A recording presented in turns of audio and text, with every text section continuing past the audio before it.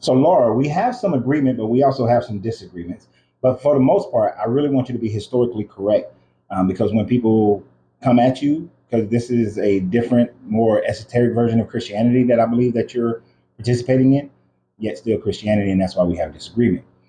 You say that whatever I was talking about in the previous video, that you say that all the time, but you said also it was a Roman Catholic Church that crucified Jesus for preaching that one did not need a church or go between to have a relationship with God because you are made in God's image. God is within you. We will agree only in the part that God is within you because you are the God and you are the devil. The God part is the good part of your brain, the devil part is the negative part of your brain. There is no outside entity that is God and devil and that sort of thing, but it's just all within you. The historical part that you want to think about is when you said that the Roman Catholic Church crucified Jesus for preaching that you don't need to go between.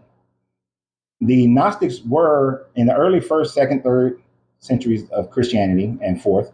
The Gnostics did teach that you did not need that. When you read the Gospel of Thomas, you will see that Jesus' character is always saying that the heaven is inside of you and outside of you. It's all around you. That the Pharisees have put blinders on you. That they are like the dogs that sit at the trough and they do not eat, nor do they allow for the cattle to eat. So you have all those things in the Gospel of Thomas, which is not exactly Gnostic, but the Gnostics did like it, and it was a very popular book to read in those early centuries of Christianity. The Roman Catholic Church could not have been the ones that crucified Jesus because at the time frame of this character's crucifixion, there was no such thing as a Roman Catholic Church. The Roman government was fully Hellenist, I mean, not Hellenistic, henotheistic, where they believed that everybody gods existed. And the Romans were still participating in their belief in their gods like Jupiter and Juno and all these other gods.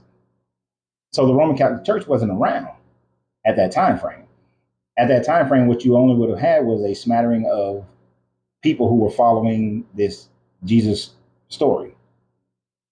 Even though, for me, the story is fabricated in itself, written by Hellenistic Jews in order to create a docile version of Judaism. But if we look at it and took the Bible for what it says and accepted it as somewhat historical truth, there was no Roman Catholic Church at that time frame. You don't get the advent of the Roman Catholic Church or the beginnings of it until you really get into 318 at the earliest at the Edict of Milan with the Orthodox bishops that Constantine met with. But you really don't get it hardcore until you get, and supported by the government in full, until you get to 325 at the Council of Nicaea. The Council of Nicaea is when they came up with the Nicene Creed and started the idea of a Trinity of Jesus, the Holy Spirit, and the Father. That is when you get it. So we're talking 325. We're talking 300 years later almost before you have your Roman Catholic Church, or what will become your Roman Catholic Church.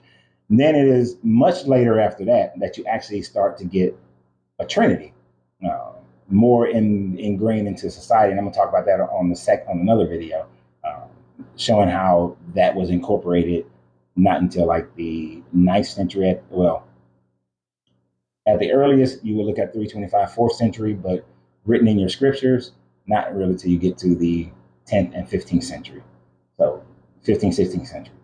But you want to be historically correct. Recognize that there was no Catholic Church at that time frame. But y'all have a great day. And remember always, you got to free yourself to be yourself because your greatness is non-negotiable. Good journey, good vibrations.